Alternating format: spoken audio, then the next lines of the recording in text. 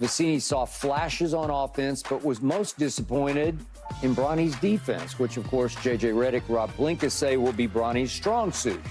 Vecini's conclusion was that Bronny ultimately looked like a player who wasn't quite ready for the summer league level, but acknowledged that Bronny will be in great hands with the Lakers, starting with his father's. So, Rachel, agree with any of this? I mean, I agree that he didn't have some spectacular, dazzling summer league, but we've had all kinds of guys who don't have spectacular, dazzling summer leagues who go on to be at a great level in the NBA, and we're just going to have to see what his level is, right?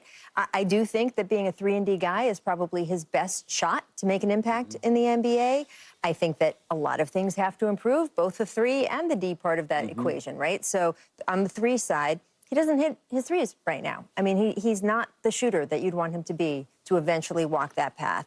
However, we have seen plenty of players, from Jason Kidd to Bronny's own father, LeBron, significantly change their shot over the course of their careers. He's going to get great coaching. You know, he hasn't had, because his college career was cut short and he only left after 1 year and different things, he switched high schools. He hasn't had the consistent kind of coaching that he will get with this Lakers franchise, and I think that will definitely help him as he goes. He definitely has touch. When you see a shot, he's got a little touch there, and he just has to develop his body position, his mechanics better. So I think that will improve. But the defense side is going to have to improve too. That I do agree with the writer there on that. But I also think that is capable and a work in progress. He just looked a little gun-shy at times to me defensively. He was ball watching a few times. And just sort of, I think the moment and the entirety of what happened at Summer League, it was a big deal for a player like that who, again, hasn't had a ton of big game experience. And all of a sudden, every time he touches the ball, the crowd yells, people chanting his name. There's a lot of expectations, the media asking him after every game, how come you didn't do this? How come you didn't do that? I think when that affects your confidence, you play not as good defense. And I think that's why it's so important that Bronny ended those last 2 games on such a high, and they didn't play him for the game after that to sort of maintain that high, because now he has confidence in a way he didn't during those early Summer League games. And now you can build on that. I agree with Vicini. What did you say? Vecini. Vecini. I agree with Vecini on most of the things that he said. I kind of read through his piece, and he talked about something that I talked about, Skip, which is his shooting. Slow. Yeah, right? you did. I mentioned, I said, when those dudes in the NBA close out on him, he's in trouble. His dad's shot is slow compared to other shooters. But his dad is 6'8", or whatever, 6'9". So there's Paul Pierce had a slower shot, but Paul Pierce 6'8". So it's a little bit different. Sometimes I think he's 6'9". Yeah, he might be 6. He may be 6'9". But when I looked at that, I'm sitting there saying, when I'm watching clips, and I'm not a basketball scout, but I'm not blind either. Not blind. And I'm looking at it and I'm saying, Rachel, he's got a nice stroke, but it's a little slow. His loading the shot is what's slow for him right now. That's slow. But that's fixable. It may be fixable. It may be fixable. We've seen it be fixed with other people, but when you're going up against, so you talk about the defensive side of the equation, yeah, slightly under 6'2", a little bit over 6 feet, 6'1" and some change. And I'm not talking about frontline guys, right? I'm not talking about having Jalen Brunson or guarding Kyrie or any of these top-line guards. I'm talking about the backups, where he's going to be in the rotation at.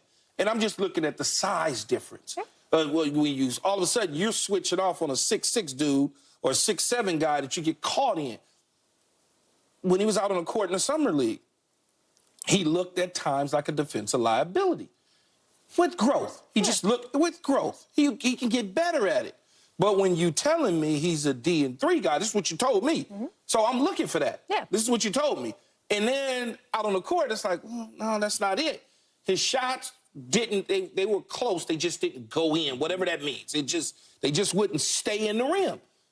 And then all of a sudden, he got, like you mentioned, those last 2 games, he kind of, he did some stuff on dribble handoffs, things like that. He was able to knock a couple shots down and made you go, okay, he may be able to do that. And I've been screaming and hollering, saying, I want to see him with Anthony Davis and his dad and everybody else because he will play better under that setting.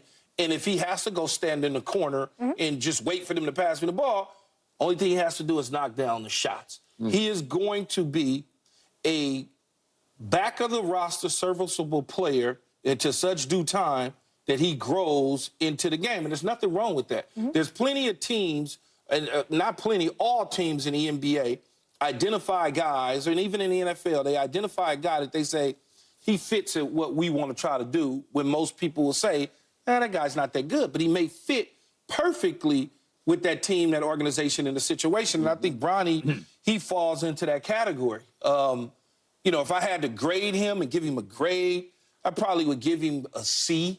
And the reason I would give him a C is because he failed the first two. He did. Right? He was failed. And then he got better. You know, then the grade got better as he got better. And so I would probably give him like a grade of a C, which is not a bad start for a guy that really, this is his first real opportunity. It's not like his second G League season or anything like that. No. So that's where it's at for me. Well, he missed his first 15 three-point shots, and then he acknowledged, I'm in a little slump. Well, to his credit, the last two games we saw him, he started to come out of the slump. So Vecini's breakdown in The Athletic is worth reading. I recommend it because I thought it was smart and I thought it was fair. Because fair. The tone is forgive me for nitpicking a 19-year-old who doesn't deserve me to nitpick as the 55th overall pick, but I can't kid glove him because he's the son of that guy. So I'm going to go ahead and tell you what the tape tells me. And to his point, I mentioned to you a couple times, man, I don't see the urgency on the defensive end that I thought I would see. I see the ability. He's got long arms, and he's got his body is going to be good. It's going to be NBA quality physique. Yeah, he's going to get stronger. He's going to get stronger.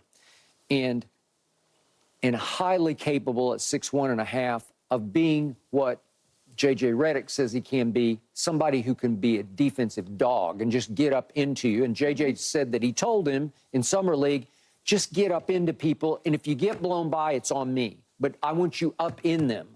And there were times I didn't see that kind of urgency and that kind of tenacity from him that I thought that's his calling card. And so I thought, well, we'll see that right away. Didn't see it yet. Not saying that we won't, but I do think he was overwhelmed at times by being in an arena where they're chanting for him, and he's the 55th pick, and he's going up against.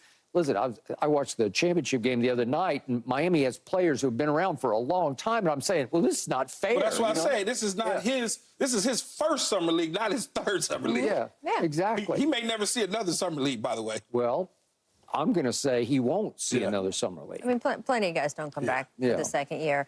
I mean, you said I was sold a 3-and-D guy. Nobody sold him as he is currently a 3-and-D guy. The sell was he's the number 55 pick. He is a development project. The Lakers have said that over and over again, and they hope to develop him into a 3-and-D guy because right now that is what looks like his best path to success. He currently does not have the handles. He does not have the ball handling instincts to be a point guard, which is probably what his body type is most suited for. So they are trying to develop him in the ways that they think that he has the best shot to be a valuable NBA player, and it's not there yet. And we talk about the shot coming. The defense also is going to come. I mean, that is something that J.J. talked about, point of attack defense with him. Yeah.